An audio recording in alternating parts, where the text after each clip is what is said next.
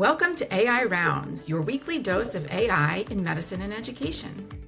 We are your hosts, Dr. Nuria Negrão and Dr. Morgan Leaf. Each week, we'll bring you a quick dive into the latest in artificial intelligence and how it's transforming healthcare, medical education, and medical communications. From the tools changing how we teach, learn, and write, to breakthroughs shaping patient care. If it's new, exciting, or just plain useful, we're talking about it. In just 10 to 15 minutes, we'll get you up to speed and maybe even spark your next big idea. Let's make the rounds. Hi, Nuria. How are you? Good. How are you, Morgan? I am great. I think we have a really interesting topic today, don't you? Mm-hmm. Oh, yeah, 100%. Like, people have been talking about this all the time. And like, when I saw these papers, I was like, oh, interesting. Yeah, hot off the press. So to set this up, all along, what have we've been saying to people about ChatGPT, generative AI, and what it takes from what you put in? Well, what have we been saying to people about that? Basically, that it doesn't remember things, or at least it doesn't remember things word by word. That its memory works similar to the way our memories work, because it breaks the way. So there's two memories, right? There's the memory of what it does during training, and that is what we're talking about. And then there's the short-term memory, which is something else. But the memory during training, the way we've been thinking about that it works is that it gets a big paper, like say a book, and it breaks it into ideas, let's say, and then it kind of like stores those ideas. It doesn't store the full book, right? That is what we've been saying about AI all the time. Right. But So we've been telling people, if you put a whole needs assessment in there, it's not like somebody somewhere else can say, write me a needs assessment on blah, blah, blah, and it's going to give what you wrote 100% because it kind of just mushes everything together, right? And for people who maybe are a little newer to using generative AI, you might be confused by thinking, don't we know how this thing works? But actually, no.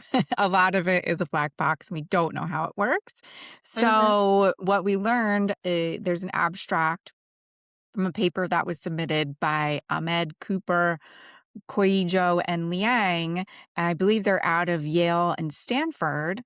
And they looked into copyright issues with open AI models. They did OpenAI, Claude, Gemini, and Grok.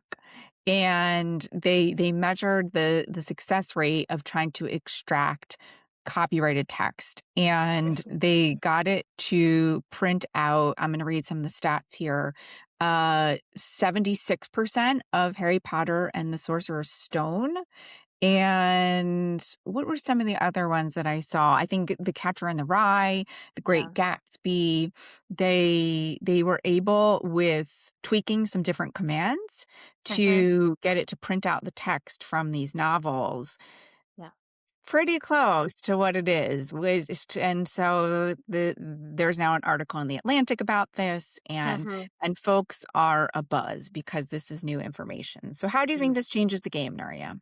So one thing is that, so now our concept of how their long-term memory works, there's like two ways, right? One way is still that it breaks it down into these ideas and then creates a map of the relationship between all the ideas, and that is one way that it works. But another thing that it does is that actually does store in its long-term memory.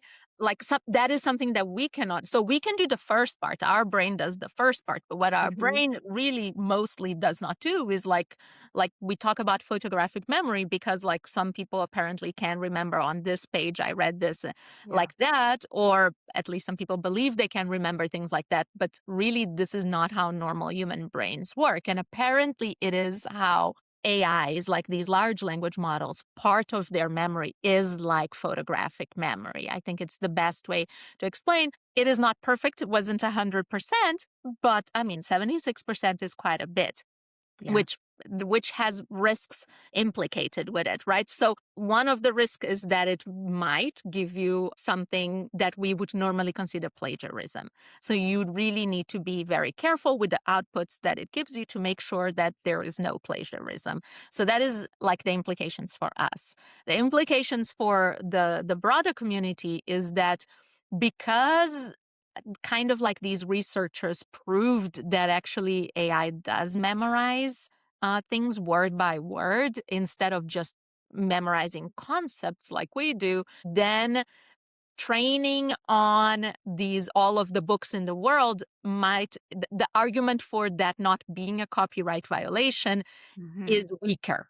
So it Right. has weakened the legal argument that the AI labs have in court about whether the way they used all written content that has ever been created to train, whether that was a fair use of copyrighted material or not. Their argument was that the models aren't memorizing the copyrighted material. The models are just like doing exactly what we do, like breaking it down into concepts.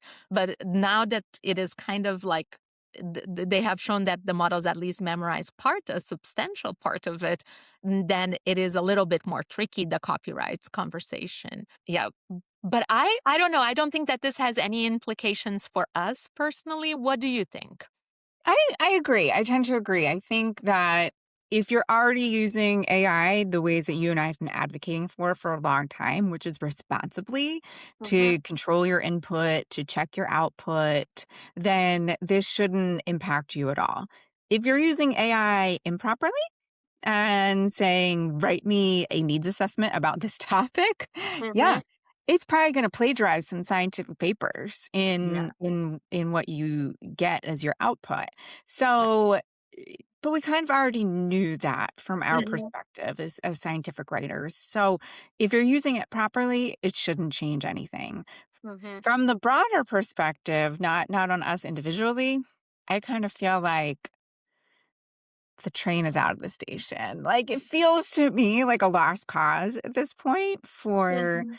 New York Times and whoever else to keep pursuing these lawsuits because I just don't see a feasible way for this to be reversed at this point or stopped. What do you think?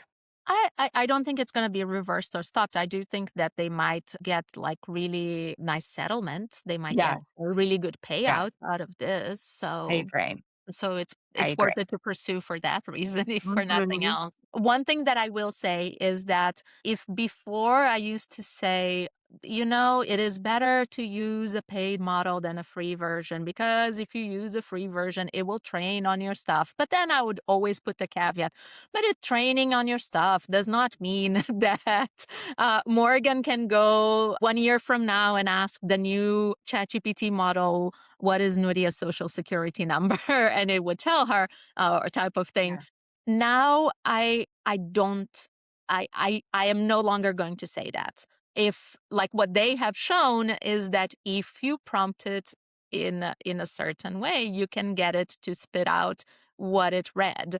So it becomes even more important to make sure that your chats are not getting saved if you Yeah. are having critical chats, like with information that you don't want being spit out later. Mhm. So that is one thing that I think reinforces the need for privacy controls from our end. For sure. I don't know. Maybe I'm just like a native New Jerseyan pessimist, but I I just wouldn't put anything in ChatGPT that at all that I didn't want out in the world. Yeah. Even if I think I have all the privacy settings, I have a paid account, Mhm. I clearly nobody knows what's going on behind the scenes. Clearly anything can happen. Mhm. So I think again, yes, we might be dealing with copyrighted materials in Mhm. in our sector, which is an important issue to discuss. But also people are putting really personal information in ChatGPT sometimes. Yeah. And assuming that's private or that it's not learning on it, I think you should just always assume that it's not private and it's learning on it and just treat it as such. You can hope that it's not, Yeah. but I don't think anybody should put all of their faith in that. Do you feel the same way? 100%. Yeah, I think we need to, all of us, we need to figure out like what are the things that we wouldn't share and like Mhm. maybe write them down and put it on a sticky note next to your Yes. computer. Yeah. Because yeah, it's the Wild West right now. Yeah. It Anyways, is. super important, super interesting topic. I thought the research was really interesting and we've been talking about this for a while. So I thought it was a nice update to bring to people. Yeah, I think it's definitely something to keep an eye on, Yeah. because we're gonna hear more about this. Yeah. This is gonna turn into something that Hmm. may or may not directly impact us. It reinforces the need to continue responsible use. Hmm. And if you're interested in this topic, keep following the news because we're gonna see more about this and maybe more lawsuits, maybe more regulations. I don't know. Yeah. All right. Thank you, Morgan. Thanks, Nuria. See you later. See you later.